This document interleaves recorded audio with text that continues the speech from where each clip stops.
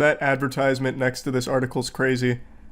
Why do gynecologists recommend this 100% leak-proof underwear to my ma'am? Hey, to USA Today's credit, at least this isn't completely inundated with ads. There's only 4 here that I can see. Usually it's like 7 or 8. Yep, so what came out last night in the P. Diddy case is a lawyer from the Busby law firm has come forward stating that he received thousands of calls over the last 10 days, and they have verified 120 of the victims as legitimate victims, including 25 who were minors. So they have now filed a pending civil lawsuits for it, and he gave a little conference going over kind of like the gist of it. Here, this is a good like summation. Sex trafficking lawyer Tony Busby made the revelation today. The claims we intend to bring will include the following: violent sexual assault or rape, sexual abuse, facilitated sex with a controlled substance, false imprisonment, compelling prostitution, sexual misconduct, dissemination of video recordings, false imprisonment. So he's going through like an entire like platinum trophy list worth of allegations and crimes that Diddy is accused of doing, with 120 new victims. So it's a lot, obviously. It's a huge fucking chunk, which I don't think anyone's surprised by given the scope of Diddy and the Diddy parties and all of that. But now these are being filed. They're separate from the indictment, so this is different than what Diddy is currently in jail for. And he, the lawyer, is claiming that some of the names, like accomplices, people that engaged with it, people that knew about it and did nothing, are names that will shock people. Why did Nicolas Cage's son accusing him of hitting come up? Why, that's not what? Investigators confirm and corroborate what we've been told are names that will shock you. These are individual cases. There are indeed other perpetrators involved. They will be revealed when that particular individual case is ready to be filed. They already know who they are. And I'm talking here about not just the cowardly but complicit bystanders. That is, those people that we know. What is this countdown? This behavior occur. Really? That's fascinating. I hate using the internet without an ad block on. Jesus Christ. Okay.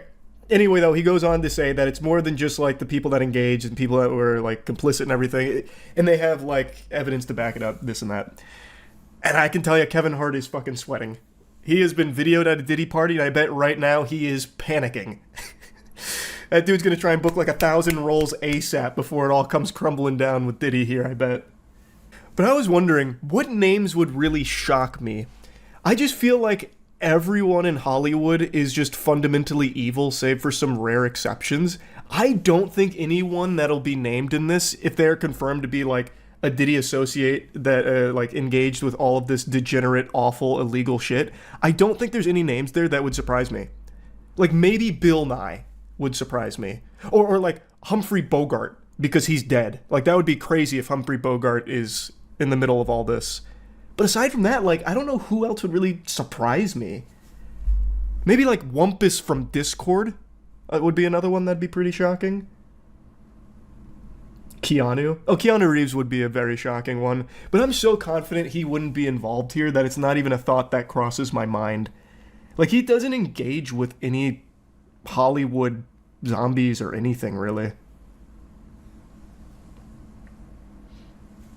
Brendan Fraser. That's another person, though, that also just doesn't really engage with a lot of people in Hollywood. He was even ostracized from Hollywood for a little while. So I just don't think he'd be involved in it either. But those would be shocking. You were right, yeah. Those were so shocking, my voice just cracked. Who would be your number one pick? Like, who do I think is for sure going to be involved in all of this? If they ever release the Diddy list? I think, obvious one, Kevin Hart. He's already been on video at a Diddy party. I think, for sure, sexual abuse of minors. Busby says the victims include both men and women, and he says some of them were minors. Our youngest victim at the time of the occurrence was 9 years old. We have an individual who was 14 years old. Jesus We have Christ. one who was 15. 25 of the 120 individuals who are plaintiffs in these cases were minors at the time of the acts complained of. And he says there's evidence to prove it. You should know that more than 55% of the victims filed reported this conduct to either the authorities, that is the police, or to hospitals. Diddy is being held without... So we're going to see how this unfolds here, but he also mentioned in the conference they received 3,000 calls, and of the 3,000 calls, they verified, like they did their due diligence, according to him, verified 120 of them as like legitimate victims, and claims that they have a lot of evidence to support it. So it seems like there's quite a lot of weight to that. Like, it doesn't seem like just people trying to capitalize off Diddy for a payday. What it really seems like is now that this case has blown up, like the lid's been blown wide open, cat's out of the bag, everyone who has been a victim for so many decades is starting to come forward with their own accounts. Kind of like the March of the Treants against Isengard. So now they're all coming out, they're all talking about what happened, and apparently a lot of it's being verified. So, could be a pretty big deal. Do you think Bieber will talk? I think so. I think Justin Bieber is another, like, big victim in all of this. I think he'll probably come forward. I don't have a crystal ball or anything to predict it, but I just feel like Hollywood did Bieber so dirty. Like, openly sexualizing him as a child and all of that. Like, I feel like he's probably going to speak about it. Why are people saying DiCaprio? I don't know. Is DiCaprio a good friend of Diddy's? Or is he like a victim? I don't know about the DiCaprio connection to it all. I love this. Look at all these wonderful ads I get in my article. My article's somewhere in here, I'm sure. Just gotta find it. Reports suggest, including Diddy himself, required IV drips. Yeah, this is all what we've known about it for a while, but where is Leo? Here we go. The last occasion they were photographed together was in 2019 when Leo, 49, attended Diddy's 50th birthday celebration.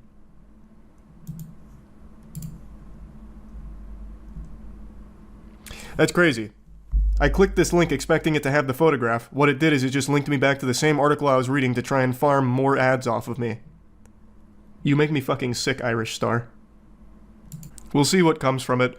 P. Diddy's lawyer hasn't spoke on it yet. He's still too busy fighting on the front lines about the baby oil stuff, so we'll have to wait to see what Mark says. I'm sure Mark will dismiss it as just people like trying to pounce on Diddy for money. That's the angle I think he's going to try and claim. That's just my guess, based on everything I've seen from Mark, but we'll see. I know Costco responded saying they don't even sell baby oil or whatever. I saw. I don't think anyone's surprised. Mark was just fishing for any kind of logical reason. Like, he was doing his best. He is obligated to defend everything Diddy does and has ever done. Like, even with that video of him beating the shit out of Cassie, Mark defends it as like, well, you need to kind of understand the context. She threw her phone at him. So, I mean, you know, like, you know, like, it's not good. It's not good to beat women, but, I mean, we need to remember, she threw her phone. So, like, it's Mark's job. Of course he's going to defend it. God, that LeBron meme has been around for so long, and for the first time it's actually somewhat applicable with Diddy. How will it affect his legacy? If LeBron is somehow included in these claims, and it's, like, verified, it will actually fucking tarnish his legacy. Actually, maybe not. Maybe not. I say that, but then I remember that basketball still celebrates Karl Malone, and he impregnated a 13-year-old. The guy is a rapist, and then they still celebrate him. So maybe it wouldn't, actually. Chat, did Baba Vanga predict this? Oh, we need to check. Yeah, I didn't look at Baba Vanga's predictions to see if they lined up with this. She very well could have. I really do, again, I'll say it again. I really do think Diddy's not going to get Epsteined. I think we'll eventually know the depths of the depravity, and I think we'll know a lot of the celebrities and associates that were engaged. That's my prediction. I don't know who all is going to be implicated beyond, like, the obvious, like Kevin Hart and all that, but I do really think for sure he's not going to get Epsteined. We can only clear one person for certain, 50 Cent. That's the only guy that's innocent. He's been shitting on Diddy for years. Can you imagine, though, if he is actually named in this? That would be... Actually, that name would shock me. That would be one of the few names that would actually shock me. I'm following the Diddy case very closely. I think this is a super serious one that's up there with like the same level of Epstein almost. And in following the case so closely, where I have peepers on it at all times, I'm also following his lawyer pretty closely. So I've watched every interview that his lawyer has done. Good old Mark, a real patriot. The majority of what Mark says is just boilerplate standard lawyer lie speak, just a bunch of babble where when confronted with questions, just basically deflects it or reshapes it. So if he's confronted with a question about the case, he will do his best to steer it differently. So in one interview, someone asked him point blank what he thinks about the video that shows Diddy beating the shit out of a woman. And he says, yeah, that's bad. He basically just says, like, it's not good, you know, beating women, boo, I'm not a fan of that. But we have to remember, he's not being indicted for beating women. Wow, Mark, checkmate. Right you are. We do need to keep that in mind. Surely this video evidence of P. Diddy beating the shit out of Cassie has nothing to do with anything else. You've nailed it there, Phoenix Wright. You're a real shining star, Mark. And that's kind of what he does. He'll take things, be like, oh yeah, no, beating women, not good. But that is not what he's indicted for. In fact, they're coming after him for sex trafficking. Can you believe it? What nonsense. It's ridiculous, and we're gonna prove it in court. We'll give him the razzle-dazzle, a little bit of that slam jam, thank you ma'am, and prove that P. Diddy is an innocent man. It's a bunch of fucking nothing, a giant nothing burger with the way Mark talks about it. I know he knows that P. Diddy is guilty, but he's about to get a fat paycheck for it. So there's not a whole lot I want to talk about when it comes to Mark's interviews or statements, but there are 2 interviews I want to show you and really talk about because they are beautiful. So Mark's been getting asked a lot about the baby oil. Mark has to defend so many awful, fucking heinous, and downright weird things for his client, and he has to defend all of them, mind you, which includes the fucking baby oil, and the way that he tries to defend it is so silly. He is a fucking amazing clown. So if, like, this whole lawyer thing doesn't work out for him, or if he wants to retire and just, like, do something on the side, this dude absolutely needs to get into, like, honking his nose professionally, because this shit is great. They call them freak-offs. But, you know, back when I was a kid in the late 70s, they were called threesomes. If these are genuinely threesomes, how do you explain 1,000 bottles of baby oil? I don't know where the number 1,000 came. The U.S. attorney said it. I can't imagine it's thousands. I mean, you know. There's already so much to unpack there. He is trying, with a straight face, to say that the freak-off parties are just threesomes. Brother, open your eyes. There are videos from some of the freak-offs, and it's a lot different than what you're trying to paint it as here. That is just so disingenuous and delusional. I get that it's his job, but man, don't insult the intelligence of every human being on the planet. It's just one Google search away. You can see. It's not just threesomes, and Goober here is trying to pull the wool over your eyes by trying to convince you that it's just threesomes. Well, back in my day, we used to call that a threesome. Now all of a sudden it's a freak-off or some shit. Like, what are you talking about? That's so dumb. But anyway, to the baby oil. He immediately tries to downplay it like, oh, it wasn't 1,000. Where'd that made-up number come from? That's a fucking fake news fib right there. And the interviewer's like, no, that came from the attorney. Like, no, that's the official statement. And he's like, no, they must be lying. Surely they're lying about that. And I'm not really sure what the baby oil has to do with anything. They're essentially saying it's a lubricant for an orgy. I guess. I don't know what you need 1,000. One bottle of baby oil goes a long way. I don't know what you need 1,000 for. I mean, he has a big house. He buys in bulk. You know, I think they have Costco's in every place where he has a home. You can see the cogs in his brain turning in real time as he starts to come to the realization that there is no way to try and justify or explain away 1,000 bottles of baby oil. That quantity is absurd, unfathomable even. And he starts to like break it down, and he starts to go like and argue against his client, like 1,000 bottles of baby oil? That just doesn't make any sense. Who would possibly need that amount of baby oil? Do you know how much mileage you can get out of a single bottle? The best he could come up with is saying that since his houses are close to Costco, he's probably just buying it in bulk. I decided to look it up, just out of curiosity, what the biggest bundle of baby oil you could even buy in bulk is, and the biggest pack that I could find was 5. A 5-pack of baby oil. He would need 200 packs of that. Just picture that for a moment. Imagine stacking 200 packs of baby oil, 5 packs. If you stack them on top of each other, from bottom to top, it'll probably be about as high as a small office building.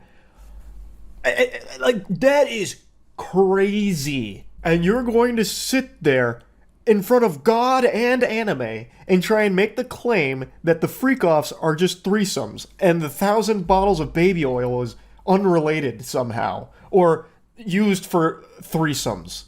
Like, Mark, please, brother, oh my God. I mean, have you sat in a parking lot of a Costco and see what people walk out of there with? Not 1,000 bottles of baby oil. I don't think it was 1,000. I think it was. Let's just say it's a lot. Okay. No, that's not okay, Mark. Why don't we use the actual U.S. Attorney's report on how much baby oil they confiscated from his property? You can't just wipe your ass and throw that number away because it makes your client look like an even bigger psychopath. You can't do that, Mark. I've been with him since 8 o'clock this morning, and it's about almost 3 o'clock now. He's just laser focused. He's engaged. He's helpful. He's confident. You know, we're going through our defense as we do every day, and his spirits are relatively good. Hey, Mark, I just want to say that information does not make me happy. I don't want to hear that P. Diddy is in good spirits. He shouldn't be. That guy is an absolute fiend. He's a villain. He is evil. I don't want to hear that he's in good spirits or having a positive outlook on things. I want to hear that he's fucking miserable, because that's what he deserves for what he's done for the last few fucking decades that he has been terrorizing the entire music industry and ruining lives. So, Mark, your reporting right there actually put a frown on my face. You know that? I want you to know that. How do you explain the baby oil and the lubricants? 1,000 bottles of baby oil. I don't think it was 1,000. I think it was a lot. I mean, there's a Costco right down the street. You know, I think Americans buy in bulk, as we know.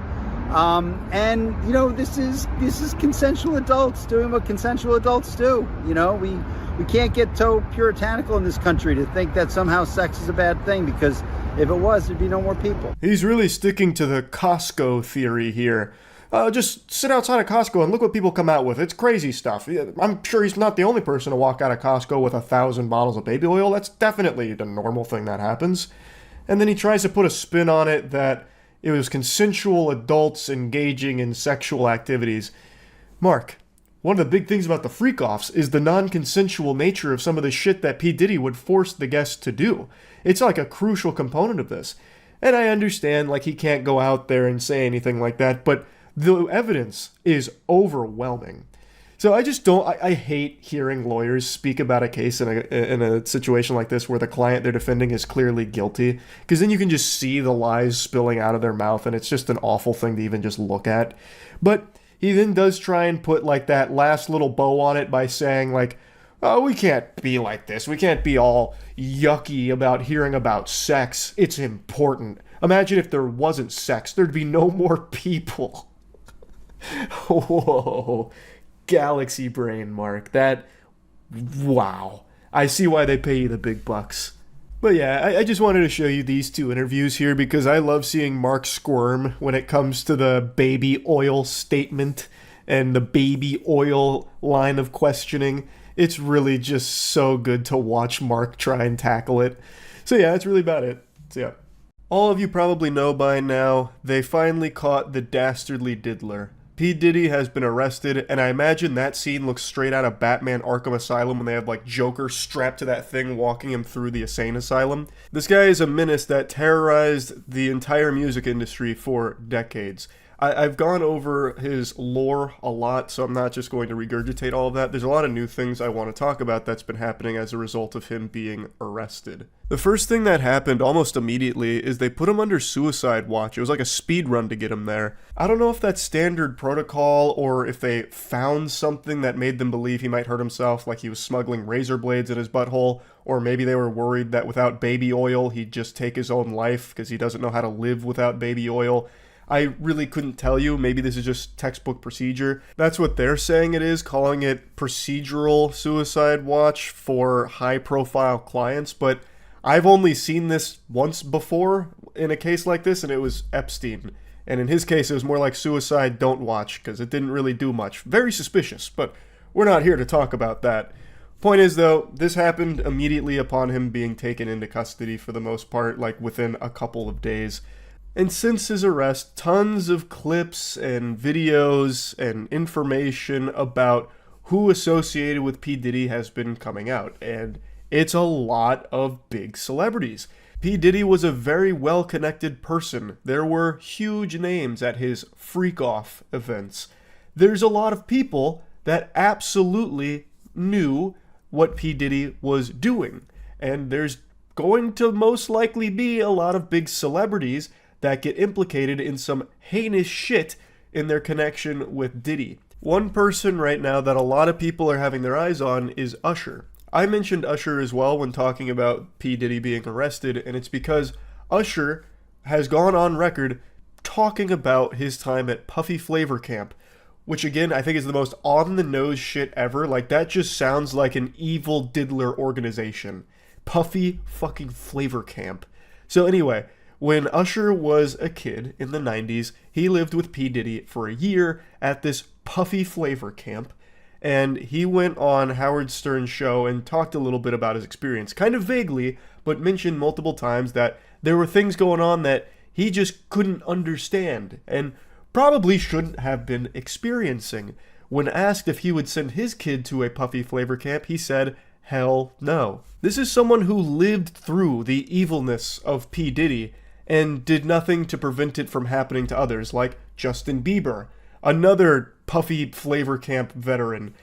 A lot of Bieber clips have surfaced from when he was a kid in Hollywood, and it is fucking foul. Not just in relation to P. Diddy, but in general, the way Hollywood, like, openly sexualized him as a kid is absurd. Like, that shit is crazy. Anyway, though, back to Usher. He's never spoken out against Diddy or anything, whether that's out of fear or maybe he really thinks that what happened to him is just the norm in Hollywood, because P. Diddy was so connected and so many artists went through him and were put through horrible shit with P. Diddy because they were convinced that they had to go through that in order to be successful in the industry, because P. Diddy told them that, and people told them that. P. Diddy would be like the kingmaker. So you'd have to be fucking waterboarded by baby oil and all kinds of like depraved shit for P. Diddy in order to be successful. Otherwise, he might ruin your career before it even starts. He was the boogeyman of the industry. So whether Usher is afraid of what P. Diddy might have on him, or if he doesn't view what happened to him as like a bad thing, I have no way of knowing why, but he's never spoken out against Diddy, which has made a lot of people really suspicious of Usher. And then yesterday, he deleted all of his tweets. He then put out a quick statement saying, account got hacked and damn y'all ran with it, crying emoji, crying emoji, crying emoji. See you tonight. I mean, I don't think there's anyone on the planet that believes that. You'd have to get up pretty early in the morning to try and pull this fast one on someone. Like, who in the world would take that hook, line, and sinker? You're telling me a hacker went on your Twitter and the only thing they did was secretly delete all of your tweets? Who was the hacker? Your PR manager? What? Usually when an account gets hacked on Twitter, two things happen. Either it starts spamming slurs and like unhinged tweets, or it starts promoting crypto scams. Why would someone hack him just to scrub his Twitter from potentially damaging tweets that might be used as evidence potentially? Like, the timing of that makes no sense. That must be like the most helpful hacker of all time. Who hacked this guy? Captain America trying to protect him or something? Like, what? I can confidently say that's a load of baloney right there. That is some dirty barnacles. Usher did not get hacked. But maybe there's a chance he himself didn't go through and delete them. He might have had one of his managers do it. Like, that's possible, I guess. But either way, it doesn't matter. It was a conscious decision to go through and scrub his Twitter. It had to be. That's the only thing that makes sense. Diddy gets arrested, and then a few days later, his whole Twitter account is scrubbed, and he had a very close relationship with Diddy? I mean, that's super suspicious. And then to try and claim that it was a hacker who did it secretly? Like, what? It just doesn't add up. It doesn't add up. Now, there was another celebrity who also scrubbed her Twitter, and it's Pink. I saw her name floating around in regards to, like, scrubbed Twitters as well, where people were claiming Pink had just scrubbed all of her tweets as well because of Diddy's arrest. So I looked into that because I'd never heard about Pink and Diddy being close or anything, but I also wasn't the most tapped into Hollywood and the music industry connections. And what I learned is that Pink didn't just scrub her Twitter in light of Diddy's arrest. She actually deleted all of her tweets back in February. So 7 months ago she did that as a way of just stepping away from social media because she said she didn't enjoy it. So it doesn't sound like it has anything to do with Diddy. And from everything I've looked at, she's never been publicly around Diddy. It doesn't seem like they're friends or anything. I can't find anything of her talking positively about it or attending one of his freak off events or anything. I don't see any connection like that, so I don't think she deleted her tweets because of P. Diddy. I do believe Usher did, though. I don't think it's some kind of coincidence that his Twitter account gets mysteriously hacked and he has all of his tweets deleted after P. Diddy's arrest and after the public becomes really well aware of how many people P. Diddy was close with. Something smells a little fishy there. So I think this is just the beginning of celebrities and P. Diddy putting the spotlight on the awful shit that they were all privy to. Like I said, P. Diddy is a very well-connected person for decades. Apparently, he was also a big enthusiast of filming some things at these events and would use some of it as dirt on people that attended them, and that'd be another way he'd use to keep people's mouths shut about some of the stuff that would happen there. But I do think that the tapes will probably get confiscated at some point, and I think that information will probably lead to a lot of celebrities getting into some big hot water. Now, there is a celebrity that I haven't mentioned yet that has been in the spotlight a little bit as a result of P. Diddy being arrested, and it's Kevin Hart. So, Kevin Hart is in a P. Diddy video. At one of the freak-off events, Kevin Hart is there. And people are claiming that after P. Diddy got arrested, Kevin Hart closed all of his restaurants. Kevin Hart has a fast food chain called Hart House, and they are claiming that he shut down all of those restaurants as a result of P. Diddy being arrested, trying to get ahead of it. But from what I can see, he actually closed down those restaurants a week before P. Diddy got arrested, so that might not be the reason for it, but it also could be, because I think everyone knew this day was coming with P. Diddy getting arrested, because so much evidence has been coming to light so quickly. So there is still that chance, but I do think it's more likely Kevin Hart shut them down for other reasons outside of that, and that Kevin Hart is probably still guilty of some horrible shit at these P. Diddy events, but I don't know if that was the reason behind closing down the restaurants. Again, though, I do think there's going to be a lot of information that comes out about a lot of celebrities as a result of P. Diddy's arrest. So, just wanted to give a little update here because there's a lot happening quickly when it comes to P. Diddy and this arrest, so that's about it. See ya. It's finally happening. P. Diddy has been arrested. Anything is possible! This is a moment for celebration. For so long, P. Diddy has gotten away with heinous crimes that tons of people knew about. From car bombs to assaults to sex crimes, it's like P. Diddy was going for some kind of high score, trying to catch every possible crime like a Pokemon. He has terrorized the music industry for decades and ruined so many lives. In recent times, the evidence against him to support all of the allegations that have existed for decades has been overwhelming and led to a large investigation against P. Diddy, and now it looks like we're reaching the climactic finale with him being arrested. When this story broke last night, the indictment was sealed, but this morning they said, "Open the gates. Let them see." To sum it up, he has been charged with sex trafficking by force, transportation to engage in prostitution, and racketeering conspiracy, alleging he ran an enterprise that engaged in sex trafficking, forced labor, or kidnapping, arson, and other crimes. He abused, threatened, and coerced women and others around him to fulfill his sexual desires, protect his reputation, and conceal his conduct from 2008 till now. The allegations mirror 11 civil complaints filed against him since 2023. Really, that's only the tip of the iceberg when it comes to the P. Diddy lore. He is a horrible menace that has been around for decades. Also mentioned is that he had thousands of bottles of lube and baby oil that were seized from his home during those raids as part of his freak-off supplies.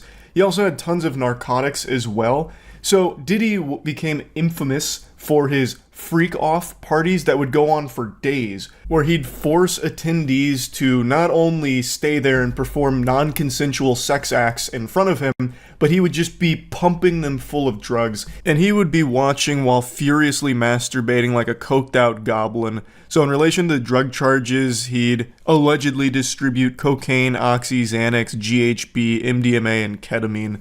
I'm going to be very brave here for a moment and say, that's not alleged. That is confirmed. The amount of drugs this guy had here, he was like Charlie in the Chocolate Factory, but drugs instead of candy. The amount of freaky shit they found in his house must have been like entering a separate dimension.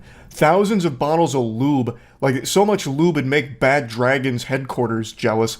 Thousands of bottles of baby oil, more than Johnson & Johnson's warehouse, probably. I wouldn't be surprised if they found the goddamn Death Note among those freak-off supplies. His legal team seems very optimistic that things are going to go well for P. Diddy. They even released a statement saying, "We are disappointed with the decision to pursue what we believe is an unjust prosecution of Mr. Combs by the U.S. Attorney's Office." Hi, Mark.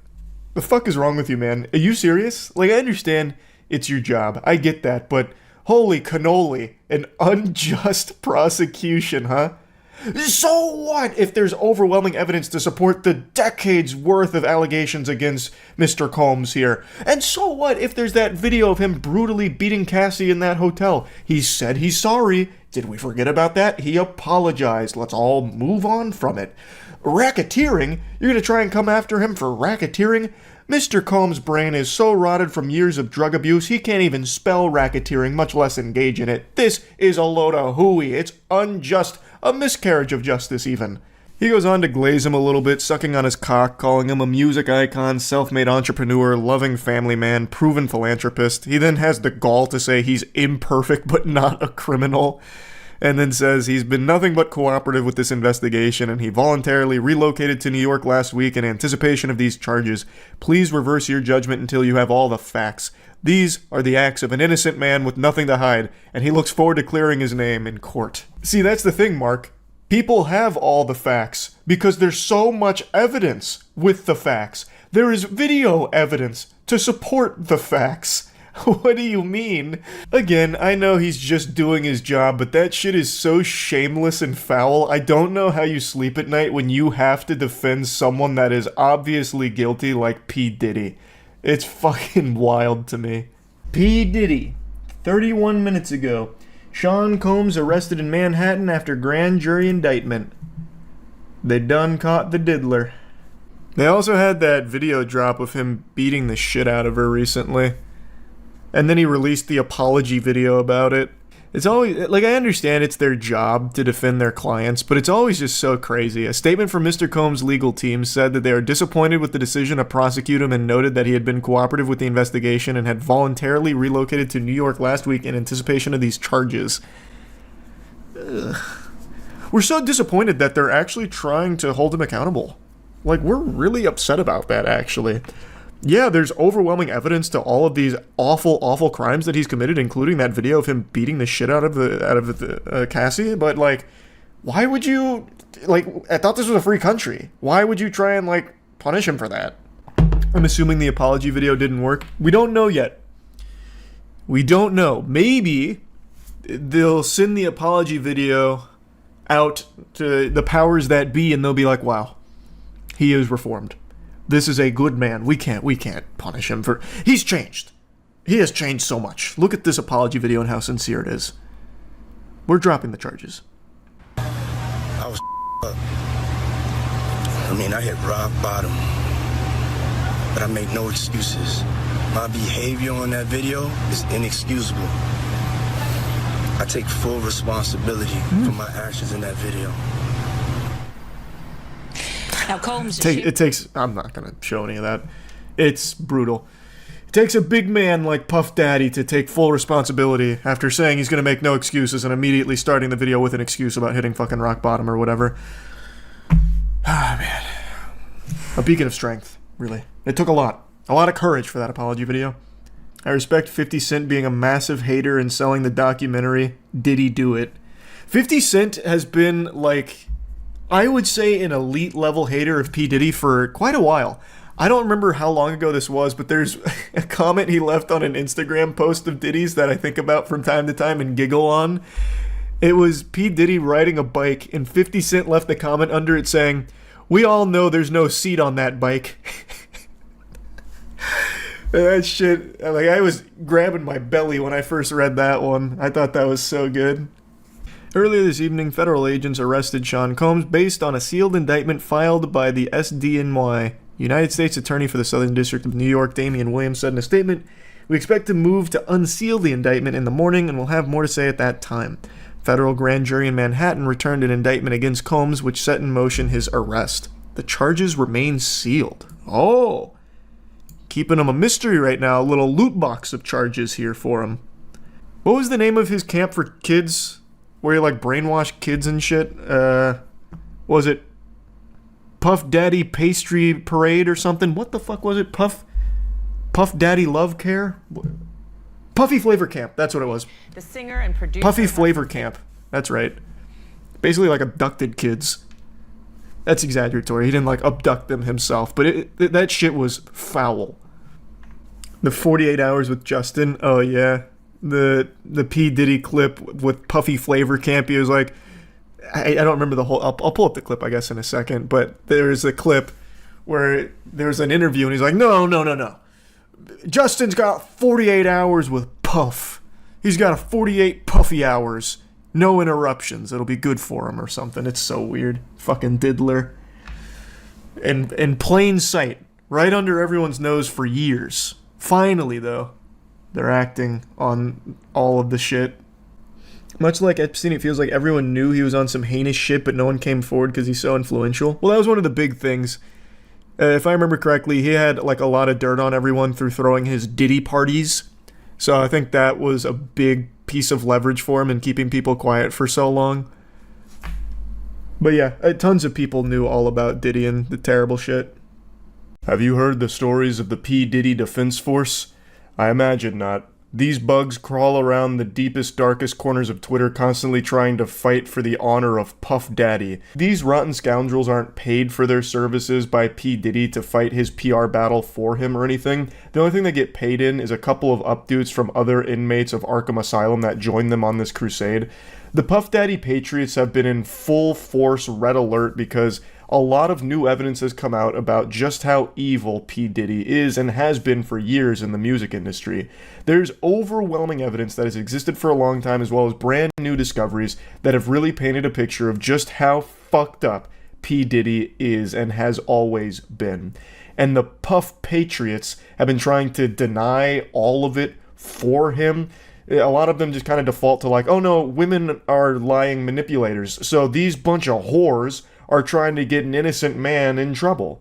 And they're not a large number of people that do this, mind you, but having anyone that defends P. Diddy is incomprehensible to me. And now this group of goobers is swallowing a tough pill here because a video came out that not even they can defend.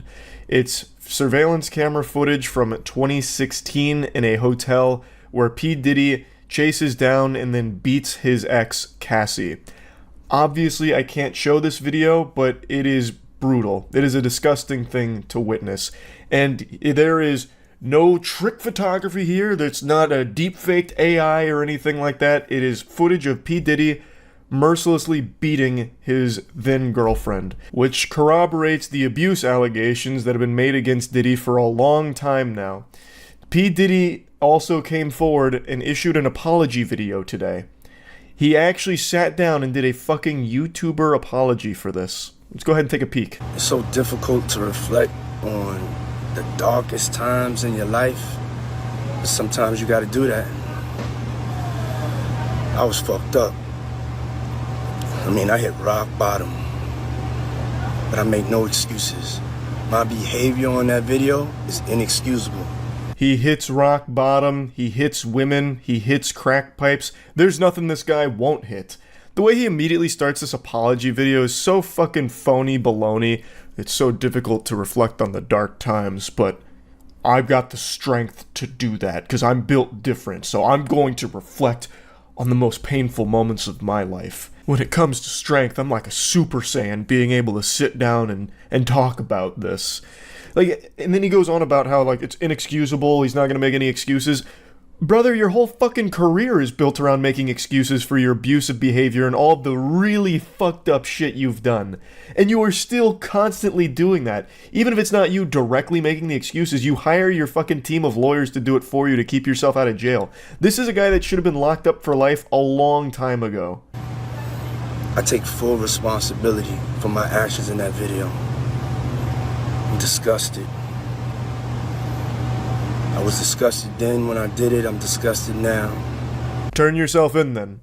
You take full responsibility for it, you're that disgusted, walk to the nearest police station and turn yourself over. Although I'm not even sure if the police department would do anything about it. They issued this statement once the video started to go viral. They said, "We are aware of the video that has been circulating online allegedly depicting Sean Combs assaulting a young woman in Los Angeles. I've said this before and millions of people have said it millions of times before me. But the word allegedly does so much heavy lifting in this day and age, it's fucking crazy. Like, I know why they use it in the legal sense, but like, we all just watched P. Diddy beat Cassie. And he himself came forward to confirm that it was him beating Cassie. And they still use the word allegedly. That is like actual Looney Tunes level cartoonish dog shit there. You can just drop that word. The video has been circulating online depicting Sean Combs assaulting a young woman. Like, there's no gray area here. He has confirmed it. Everyone can see it in the video, but whatever. We find the images extremely disturbing and difficult to watch, and the office added that it would not be able to take action against Combs. If the conduct depicted occurred in 2016, unfortunately, we would be unable to charge as the conduct would have occurred beyond the timeline where a crime of assault can be prosecuted. As of today, law enforcement has not presented a case related to the attack depicted in the video against Mr. Combs, but we encourage anyone who has been a victim or witness to a crime to report it to law enforcement or reach out to our office for support from our Bureau of Victim Services. Gotta tell you, sports fans, that bureau doesn't sound like it's doing a whole lot of service to the victims if it's going to say like, oh no, your assault, that took place way too long ago. Our hands are tied. We're not doing anything about that. Move on. Like, that's not exactly the best service to victims. How is someone going to come forward and be like, look, I got beat by my ex in this hotel, and it was a traumatic experience that I've been quiet about for so long out of fear for my life. Is there something we can do about it? And they just say, nope. Now, this isn't Cassie that's approaching them, by the way. Like, this video wasn't released by Cassie or her team, at least not from what I've been able to tell. I get the statute of limitations. Like, I do understand that in certain contexts, but when it comes to, like, assaults, like brutally beating women and just all kinds of things, like violent crimes, I would imagine there shouldn't really be an expiratory period there, like it's a fucking loaf of bread, like a Best Buy date that you have to act within this window or else that's the end of it. Now it's kaput. He just gets away with it. I think it's super fucking stupid. I went and I sought out professional help. I had to go into therapy and go into rehab. Oh boy, I'm starting to tear up now. Yeah, this is some heavy stuff here, P. Diddy. This is tough. Would you like a side of French fries with that? Like, what the fuck, man? Why is he trying to summon the wambulance here? He tries to tell his own little sob story here about how it was so hard for him. Wah, wah, wah. I'm the real victim here, actually. It was tough for me, too. I highly fucking doubt he's done any therapy or any rehab or anything, because he has decades worth of allegations against him for these type of violent, abusive tendencies. And the allegations are backed by mountains of evidence and continue all the way to present day. So I highly doubt at any point in his life he's ever sought professional help for him being a violent maniac. Had to ask God for his mercy and grace.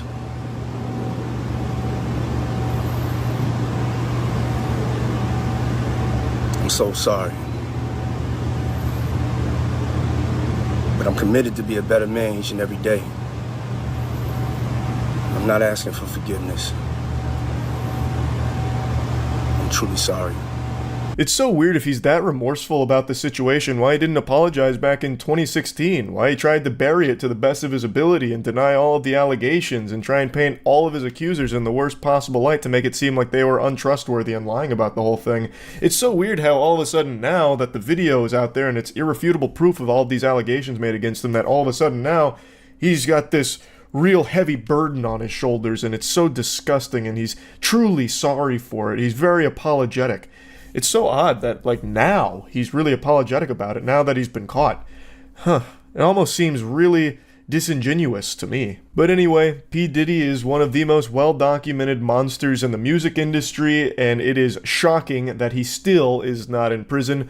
But with more and more evidence constantly coming to light about this guy, I'm optimistic that eventually justice will be served here. But anyway, just wanted to give you a little update to what's going on with P. Diddy here. The apology video, if I was to put that on the YouTuber apology tier list, that would be a strong F. Fucking terrible. Absolutely atrocious. That's about it. See ya. P. Diddy. I'm sure most of you know that name, and I'm sure in recent times you've at least heard a little bit about the awful things he is accused of. P. Diddy has been a huge individual in the music industry for decades now, and with a lot of new information coming to light about his past as well as what he's been doing behind the scenes, a lot of people are comparing him to the Harvey Weinstein or the Epstein of the music industry. It's abhorrent stuff that's come to light. And in recent times he's become known as the Diddler. And you don't want to fiddle with the diddle. P. Diddy's got a laundry list of extremely serious accusations, and he's embroiled in a ton of controversy as well as lawsuits, and there's just been a lot to keep track of with everything he's accused of. From car bombings to assault to abuse to sex trafficking. It's like he's trying to get the platinum trophy for crime. He's committed like every crime imaginable, allegedly. It's scary stuff. And like I said, there's been so much that I imagine a lot of you aren't even aware of all of it. But luckily, Jackson, Windigoon, and myself did all the heavy lifting and compiled all of the information about everything he's accused of into our Red Thread episode covering P. Diddy. I'll drop a link to the full episode in the description, but for this one, I'm just going to give you all of the most pertinent information concerning the P. Diddy case. We're going to start with Cassandra Ventura's case against P. Diddy. She was in a relationship with him for quite some time and suffered greatly as a result. It initially started with P. Diddy signing her to his record label, Bad Boy Records. He signed her for a 10-album record deal, which is a ton. 10 albums is more than probably most artists have ever put out. Unless you're someone that's just using AI-generated music, it's hard to just shit out 10 albums. That's a lot. Like, that's not small potatoes at all. You're fucking in there for like 30 years to make 10 albums, most likely. And it seems like from the very start, this was all just a ploy, a nefarious scheme from P. Diddy to get Cassandra to be with him. So immediately he started driving a divide between her and her boyfriend. He would leverage his power in the industry to just have control over her. And just a horrible, horrible situation. So on the 16th of November of 2023, P. Diddy's ex-girlfriend, Cassandra Ventura, filed a lawsuit detailing a years-long series of abuse perpetuated on her by Diddy. Ventura claims that she was trapped in a cycle of sexual abuse, violence, and sex trafficking, listing that Diddy, A, raped Mrs. Ventura in her home after she tried to leave him, B, often punched, beat, kicked, and stomped on Miss Ventura, resulting in bruises, burst lips, black eyes, and bleeding. C, blew up a man's car after he learned that he was romantically interested in Mrs. Ventura. D, forced Mrs. Ventura to engage in sexual acts with male sex workers while masturbating and filming the encounters. Ran out of his apartment with a firearm in pursuit of a rival industry executive whom he learned was nearby. All right, never mind. He could have absolutely killed Tupac if he's doing shit like that. He's assassinating rival industry executives. Yeah. Yep. So for what it's worth, I don't know if you clarified, but the car explosion was actually Kid Cudi being the victim. So Kid Cudi's car exploded in his driveway, and P. Diddy is the one that's blamed for it. Cassie was in a relationship with producer Ryan Leslie from 2004 to 2007. It appeared from the start, however, that Diddy was interested in a relationship with Cassie. He started to push her away from Ryan and forced a divide between them. Diddy was in a long-term relationship with Kim Porter, which ended in 2007 due to his alleged infidelity. Even while in his previous relationships, Diddy would apparently not allow Ryan, her boyfriend, around, flirting with Cassie and forcing her to do drugs while she was in private with him. Cassie was young and impressionable. Diddy flaunted his wealth, showing his ability to look after her or control her. Diddy had the ability to skyrocket Casey's career, but in return, He seemed to have wanted her obedience and loyalty. She feared that rejecting him would harm her future career and album deal, so she eventually went along with his request. So just the like age-old manipulation tactic that all of these like Hollywood producers and all these executives have used time and time again. It's like you want to be famous, don't you? Yeah, you want to be famous. Just holding it over their head. Just some awful stuff. The stuff that started the Me Too movement, obviously. Harvey Weinstein. Stuff like that, obviously. Just massive amounts of pervasive corruption that's kind of systemic in all those entertainment industries. And yeah, I'm not shocked at all that Diddy is one of them, the biggest proponents of it. Yeah, people using their power to get sex, yeah. Casey decided to leave, prompting Diddy to repeatedly message her throughout the night, accusing her of leaving him high and alone. Imagine getting those kinds of messages and these actions from what is ostensibly your boss. Because he is. He's a boss. Come back, frowny face. I'm all alone. You're just gonna leave me like this? I'm scared. Yeah. I'm high and I don't want to be alone. Why have you never messaged me like that, Charlie? The phrase of that did seem kind of juvenile, accusing her of leaving him high and alone. I'll start sending you those text messages, Jackson, when I'm out, like in a bar. It's like, Jackson, I'm so lonely. Where are you? Why didn't you come? Why aren't you here? Where's my hug? Yeah, where's my hug? But it's a little funny that someone whose whole mantra is like, as a big, tough and rumble rapper, part of the lawsuit is that he had a cuck fetish, you know? I mean, that's how that always goes, right? I feel like we see that a lot with like these perceived powerful people, like strong guys. It's always like, well, he actually really like to watch me fuck other dudes in front of him. It happens all the time. Oh, yeah? Yeah, you think you're tough? You think you can take my girl? I bet you'd like to. Why don't you do it right now? Go. And there she is. You think you're so tough, huh? Why don't you fuck my girl? Oh, you think you're such a fucking tough guy, huh? In 2007, there was another instance where Diddy paid a promoter to create a fake flyer for a party supposedly hosted by Casey. This provided her with an excuse to travel to Miami and away from her boyfriend.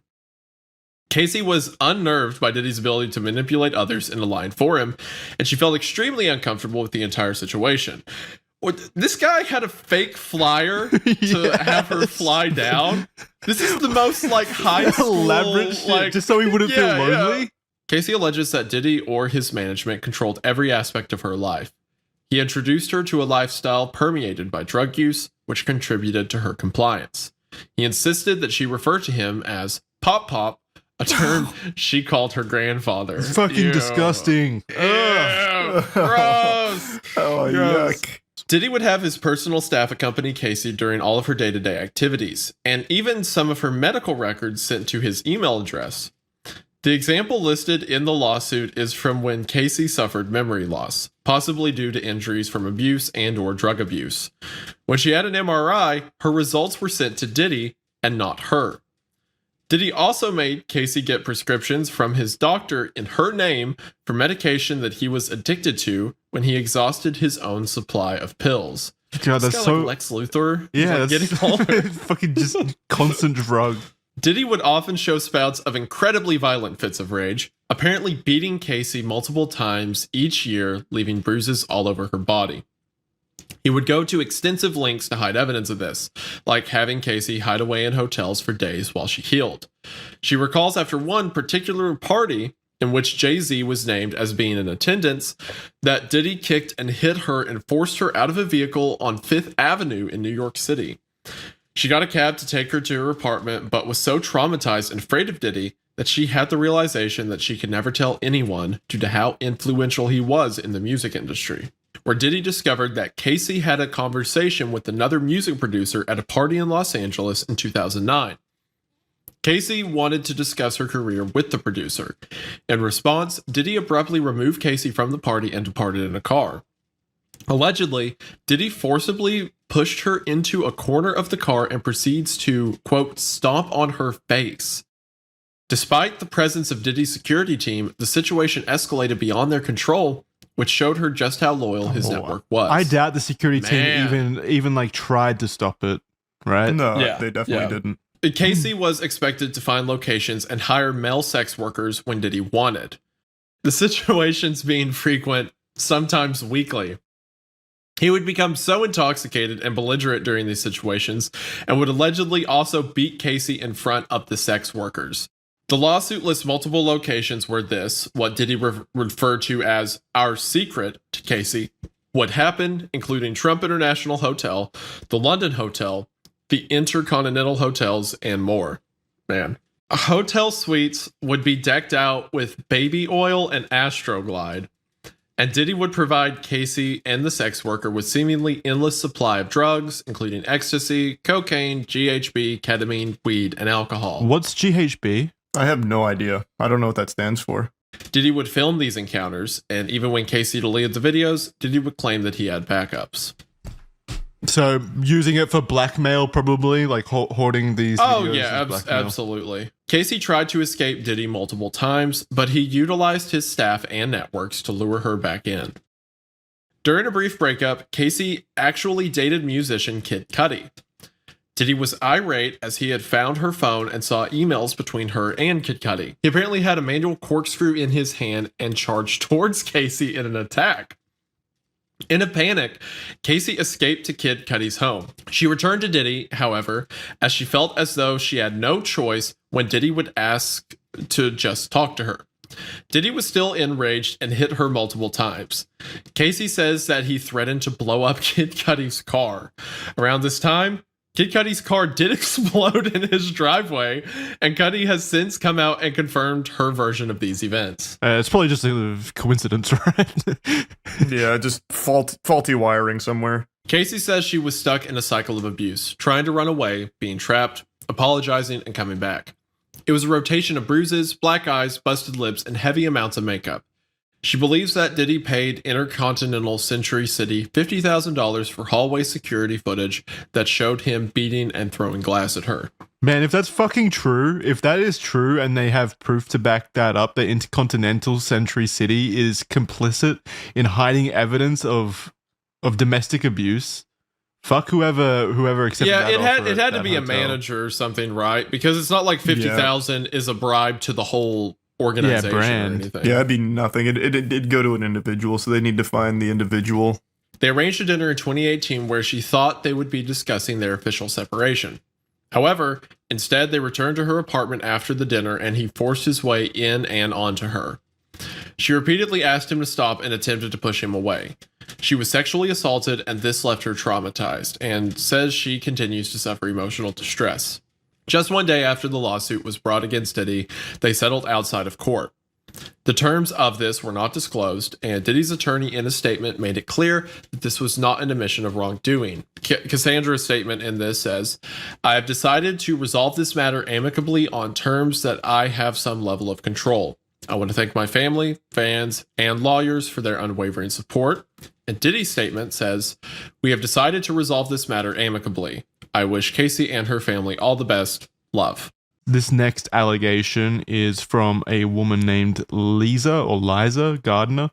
On November 24th of 2023, another lawsuit was filed against Diddy and singer Aaron Hall. So it was a suit against two people by Liza Gardner for battery, sexual assault, and negligent infliction of emotional distress. The lawsuit was filed within the time frame of the Adult Survivors Act and details an event that happened in 1990.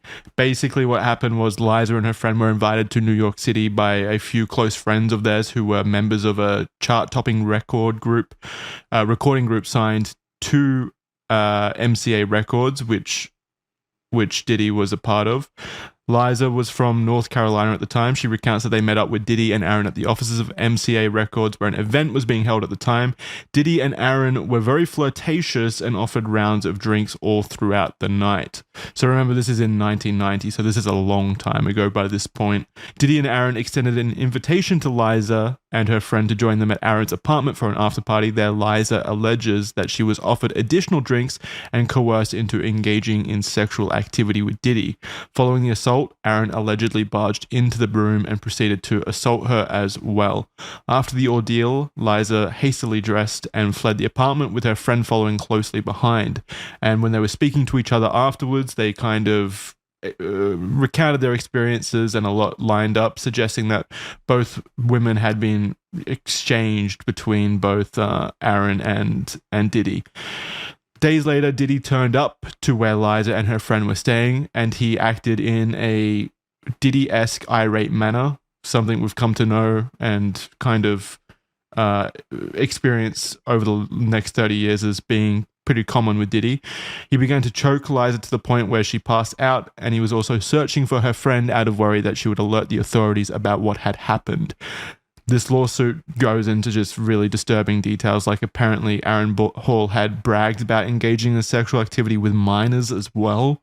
Like there's information in the lawsuit about that specifically, and confirmed that Diddy was sometimes in the room when this was happening, so he was at least complicit to the conversations about some really disgusting stuff happening with minors.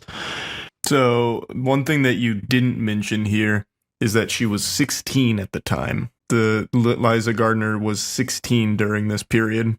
Okay. Yeah, that sounds about right. I don't know why that wasn't in there.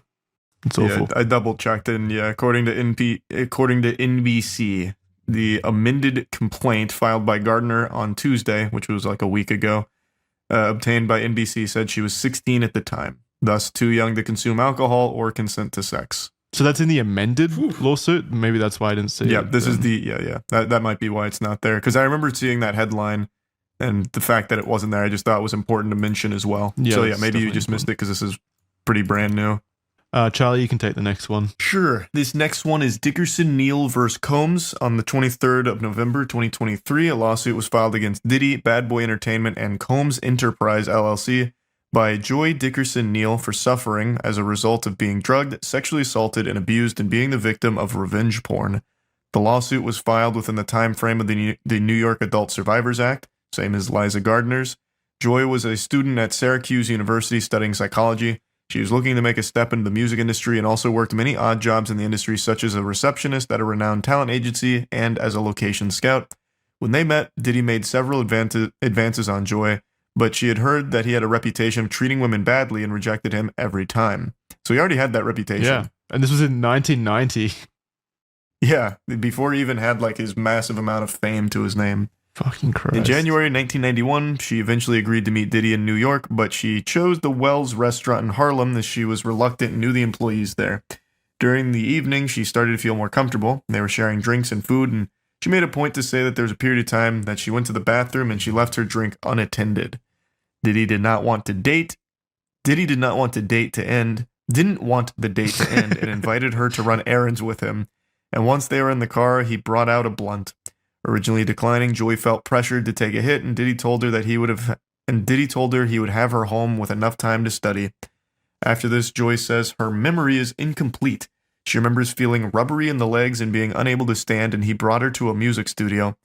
Then she recalls being outside of where Diddy was staying, possibly thinking that it was his house, but an acquaintance of both of theirs answered the door. Once inside, she was sexually assaulted, and due to being drugged, was unable to fight Diddy off. She says that the day after, she was in so much pain in a way she had never felt before, and held a lot of embarrassment and shame. This resulted in her not going to the hospital or reporting the incident, instead seeking safety in her apartment. Devontae Swing, a member of the group Jodeshi, would inform Joy a few days later that Diddy had filmed himself assaulting her and showed him and others the video. She was horrified to hear that everyone had seen it and that it would haunt her for the rest of her life. Joy recalls that Devontae wanted to speak up about it, but was scared that the band would lose their record deal as they were in the midst of recording their album Forever Lady. Holy shit. So they saw this video, still didn't do anything about it, and he is bragging about assaulting her and filming it. Well, not just bragging about it, they showed the video. Yeah. They was just willingly showing these to people in the industry. Again, it's just...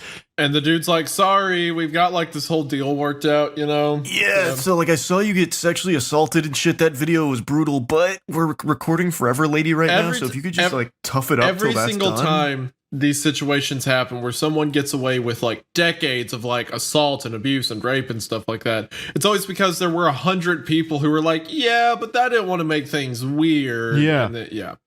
Yeah, we just had so much going on that was in jeopardy if I was to report this. It's is it that urgent? Do I need to report it? We're doing great on This iTunes. record? I don't want to kill that momentum or anything. Yeah. What's that fucking saying that's always overused about how like the only the one thing that like lets bad people do bad things is a Evil good person not prevails being- when good men do nothing. Yeah, something like Yeah, that. that's the Call of Duty quote that comes up when you get killed in COD 4. I'm pretty sure it's a Churchill quote originally, but yeah, it gets used everywhere.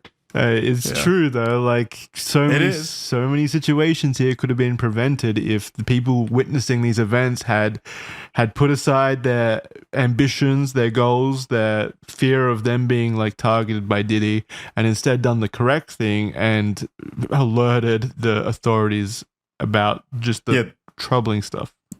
This is 1991. You could have stopped Diddy before he ever even spiraled even more out of control. He wasn't this even could have that. ended. He was successful, of course. I'm not gonna claim that he wasn't and that he didn't hold some level of power, but he wasn't Diddy, the multi-billionaire, the billionaire media mogul, like empire creator that he is now. Like it would have been way more possible back then. I also just don't understand because I feel like you gain so much more by being the one to blow the lid off it, right? Like Now, this yeah, band back or then, this no. group, I'm not even familiar with, and they were so excited for this album that I don't know. But I probably would know them if this was the group that led to him going to jail for these kind of things and stopping him. Like they would have had so much more success. I don't think back then, but now, yeah. Like in current year where everyone's so connected and like the allegations and stuff like that gets a lot more screen time and people taking it seriously. But back then, all it would have taken was like BDD saying like "no you" or something, and then like now they're shunned and no one believes them. Yeah, I guess that's true. Maybe back then it would have been different. Joy had tried to file reports against Diddy and had even allegedly spoken to several prosecutors with the intention of pressing charges. But members of the law enforcement told her that she needed witnesses or people who had experienced similar assaults. People around her were terrified to speak up against Diddy, as he was powerful and could ruin future opportunities. He was also known to be violent, and they seemingly did not want to be at the other end of his anger. God damn it. This is Lil Rod. On 26th of February 2024, a lawsuit was filed against Diddy, his son Justin, multiple members of his staff, and Chalice Recording Studio, Love Records, Motown Records, Universal Music Group, Combs Global Enterprises, and more by Rodney Jones. Rodney Jones, or Lil Rod, was a former producer and videographer for Diddy. He worked on 9 songs on Diddy's album Love from September 2022. Oh, he worked on... Sorry, I put all that together. He worked on 9 songs on Diddy's album Love from September 2022 to November 2022. I thought that was the name of the album, Love from September 2022. I was like, what the fuck is that name? The album name is Love from September 2022 to November 2023. A very specific period of time of love for Diddy. Great year of loving, I suppose. But yeah, so he worked on that album, 9 songs for Love. And he lived with Diddy for months at a time. Lil Rod is said to have many witness statements, video, audio records, and images which corroborate his complaint.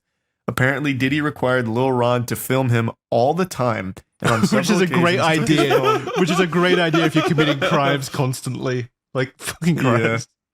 Hi, I'm Diddy. Welcome to Jackass. Make sure you film this. What a fucking idiot. Of course, it's not idiocracy though, it's confidence. That's what's annoying about this to me is he's not an idiot. Well, he is, but he's not an idiot in this way. He's just extremely confident that he's not going to be caught and no one will care. That's what's so annoying. It's his ego. Yeah. So on several occasions, took his phone and recorded himself. So he started vlogging his own shit too. Yeah, great. This has resulted in hundreds of hours of footage and audio recordings of Diddy, his staff, and guests engaging in illegal activity. Lil Rod claims to have irrefutable evidence of the acquisition, use, distribution of ecstasy, cocaine, GHB, ketamine, marijuana, and mushrooms.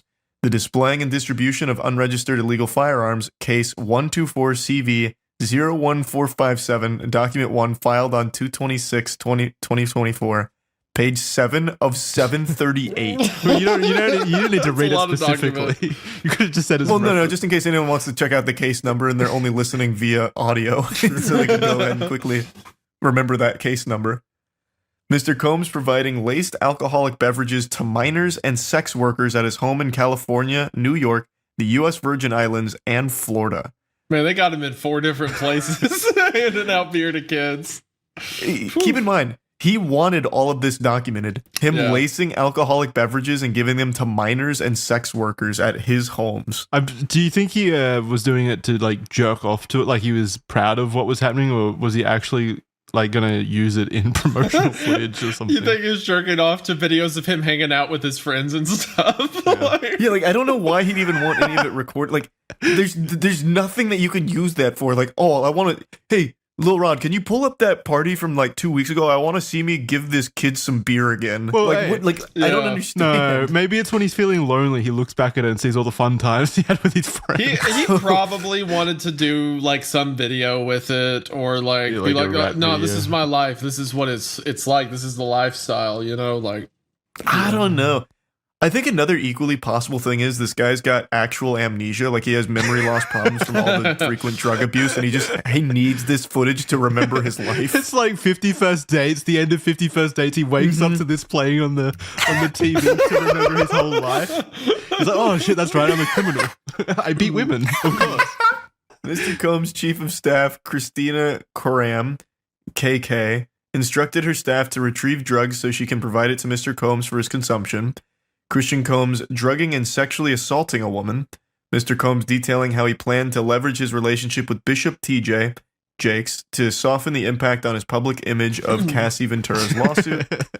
Young Miami's cousin and or assistant sexually assaulting Mr. Jones. Actor Cuba Gooding Jr. sexually harassing and assaulting Mr. Jones. You didn't know about Wait, that? Whoa. No. Okay, this what? is going to get interesting, yeah. That's a name I haven't heard in so I know. long. And well, it's not a great situation for it to pop back up in. And it only gets Holy worse. shit. So rapper Redacted on Mr. Combs' yacht consorting with underage girls, sex workers, and R&B singer Redacted in Mr. Combs' Los Angeles home consorting with underage girls and sex workers. I want to know who they are so bad.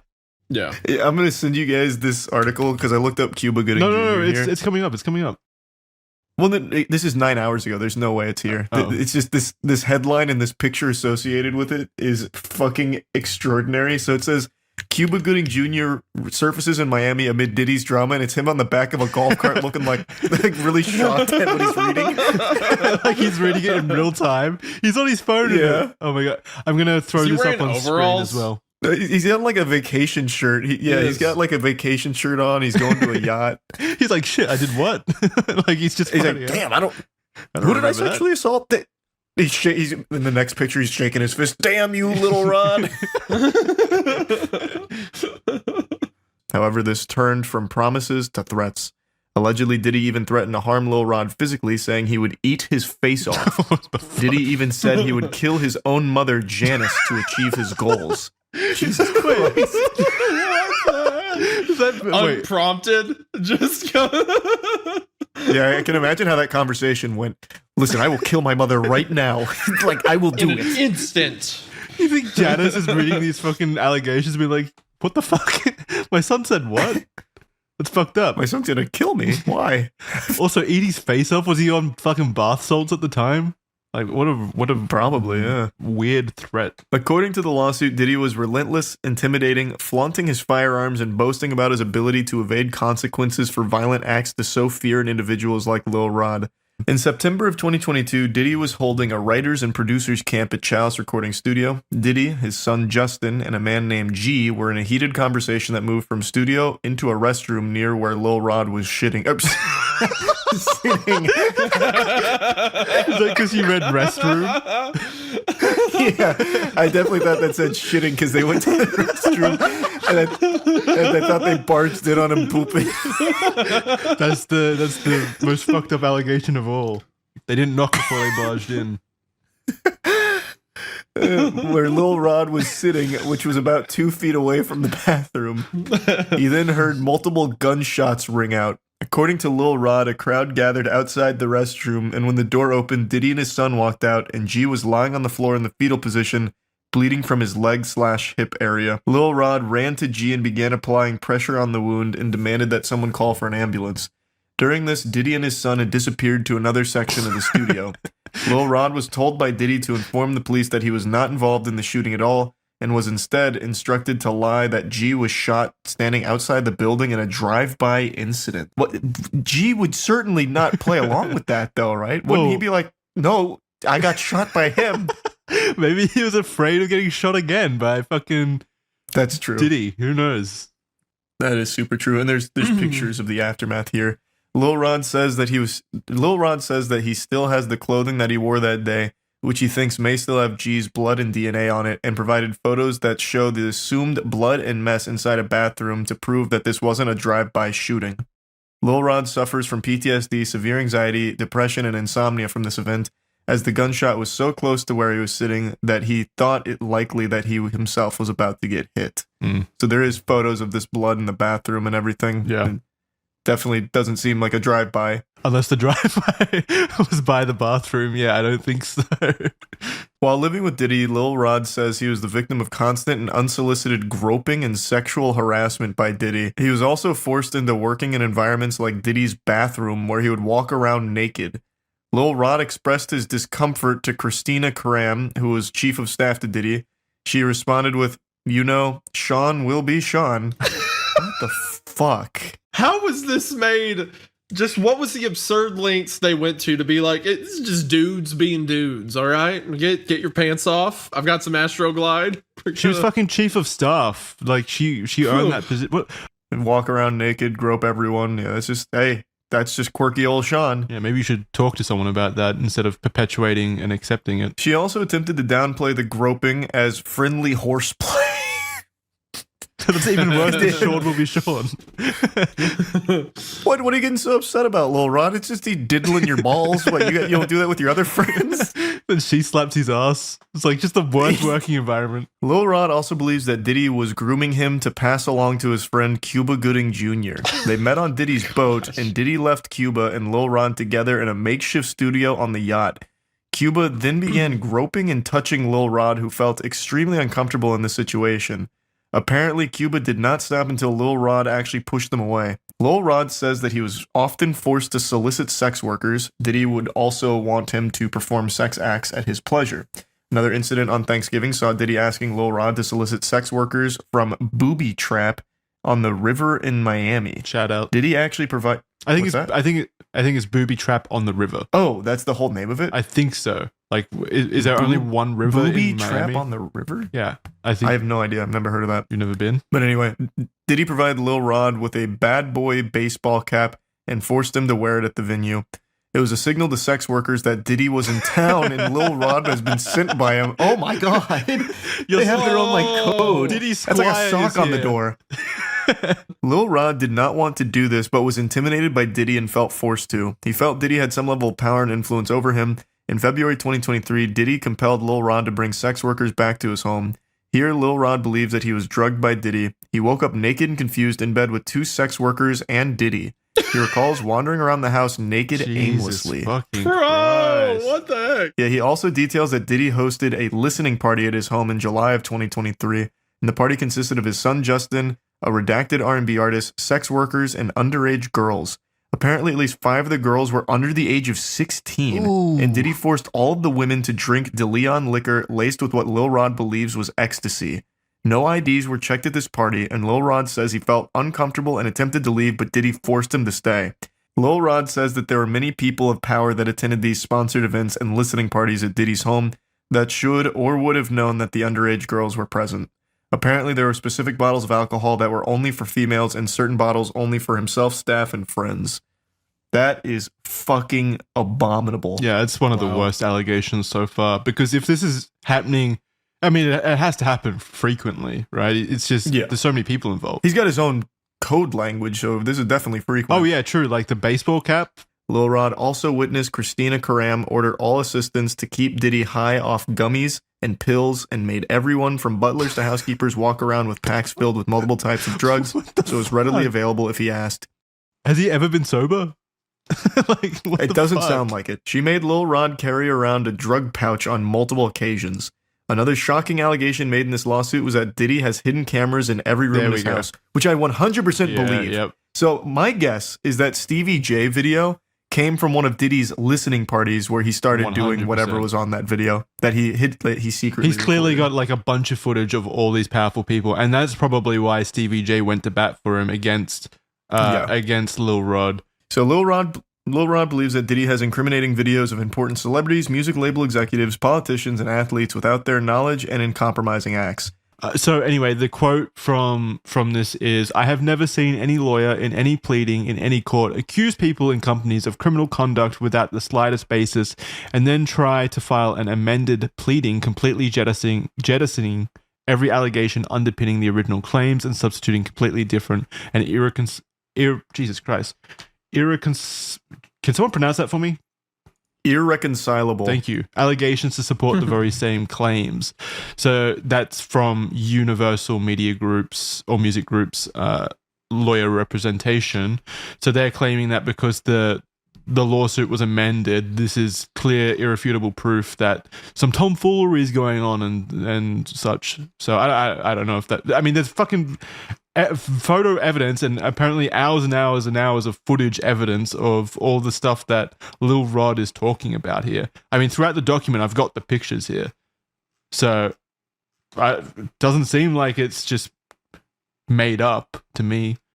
Plus, there's a history that you can pull from the other lawsuits and the other victims of Diddy. So many people talk about it. And that brings us to the next thing, which is something that happened very recently. So on Monday, the 25th of March, 2024, authorities from the U.S. Department of Homeland Security conducted raids on Combs' 2 residences situated in Miami and Los Angeles as part of a federal investigation into sex trafficking. So they clearly had information. If the lawsuits corroborate an unrelated Homeland Security investigation of sex trafficking, that they think the federal government thinks it's worth it to raid 2 of his houses at the same time. Yeah, shit's not looking good for PD. Like, not looking good. Yeah. We didn't even really touch on sex trafficking in the allegations. Like, I don't think that this investigation by Homeland Security has even been spurred on by the allegations themselves. No, it hasn't, because sure, it can be implied, like maybe sex trafficking was happening with some of the underage prostitutes and stuff like that, but like it's not like a few celebrities filing lawsuits made Homeland Security decide to do this. They've been doing their own investigation for a while. Yeah, that now everything's coming to light at once. So if their determination is that they need to execute a search warrant for an investigation into sex trafficking on 2 residences owned by this guy, that is, they've found something that led them to a search warrant being justified, which is pretty concerning. Yeah.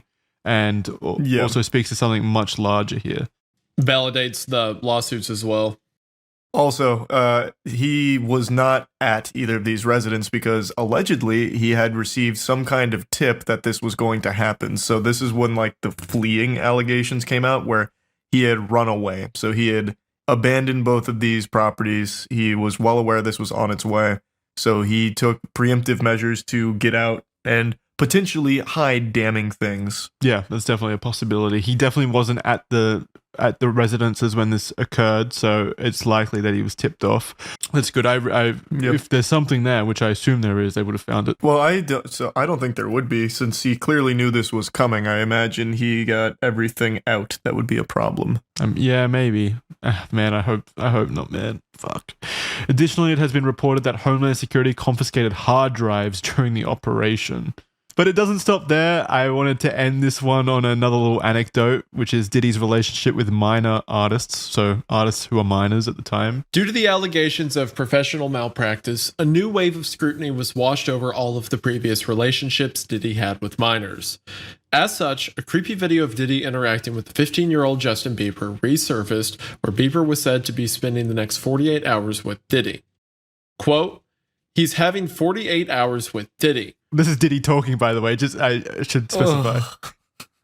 Oh, Diddy says he's having 48 hours with Diddy. Yeah, he referred to himself in the third person. Gosh.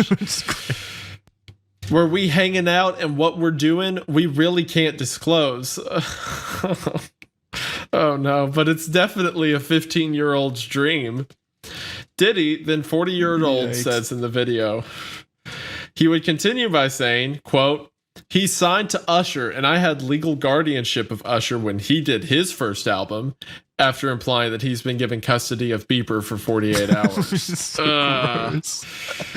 Oh, in another video taken months after, Diddy confronts Bieber about not returning his calls. Have you guys seen that video of like the awkward confrontation between Diddy and Bieber? Where It's Bieber like, looks super uncomfortable. Yeah. He's like, I don't know, man, or whatever. He's just kind of like dismissing it, but like Diddy genuinely seems upset that he can't get in contact with Bieber. Oh gosh, this is so sick. That's so fucking weird. He's having 48 hours with Diddy, where we're hanging out, what we're doing can't disclose, but it's a 15-year-old's dream. I That's like it so here. creepy. Was a resurfaced Howard Stern interview with Usher from 2016, where Usher, who was closely tied to Diddy when he was a minor, admitted that he saw some, quote, very curious things that occurred at Diddy's New York mansion. Usher was sent to live with Diddy for an entire year, hence the legal guardianship referred earlier, when Usher was just 14 years old. Why is Diddy? What is happening with his parents? Why are they just sending children to live with Diddy for like? Well, you hear stories all the time about like, you know, parents would let it happen because they thought it would help the chances at fame or something like that. Yeah, but this is they're acting like it's a medieval kingdom. Like they're sending their children as like wards of Diddy. It's so strange. Like, here's your new squire, Diddy. It's Usher. Like, it's so strange. How would this help? How would this help, like, launch a career? You can still work with him without, like, having to live with him. All right. I just don't understand how that even happens in the first place. I don't understand the reason for it. When Stern followed up by asking if Usher would send his own kids to Puffy Flavor Camp, which is what Diddy called his mentorship program, Usher quickly said, hell no. Puffy Flavor Camp? What the fuck? He would have kids come live with him and said it was Puffy Flavor Camp. He's the king of branding. Like, what? I don't know, man. This is so out in the open.